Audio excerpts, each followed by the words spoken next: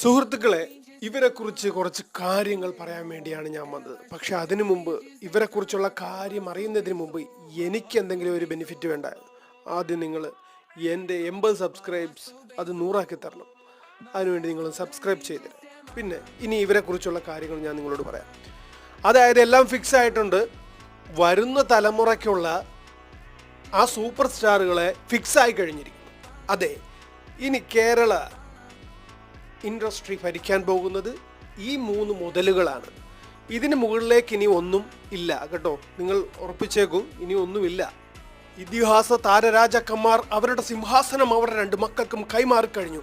പക്ഷെ ഒന്ന് കണ്ണ് തെറ്റിയാൽ ആ സിംഹാസനത്തിൽ കയറിയിരിക്കാൻ നെസ്ലിൻ എപ്പോഴും ശ്രമിച്ചുകൊണ്ടേയിരിക്കും. ഇവർക്ക് ബദലായി ആരെങ്കിലും മലയാള ഇൻഡസ്ട്രിയിൽ ഉണ്ടെങ്കിൽ പ്ലീസ് കമൻറ്റ്. നിങ്ങളുടെ കമൻറ്റ് ആരായിരിക്കും ഇനി 4ാമത് വരാൻ പോകുന്നത്?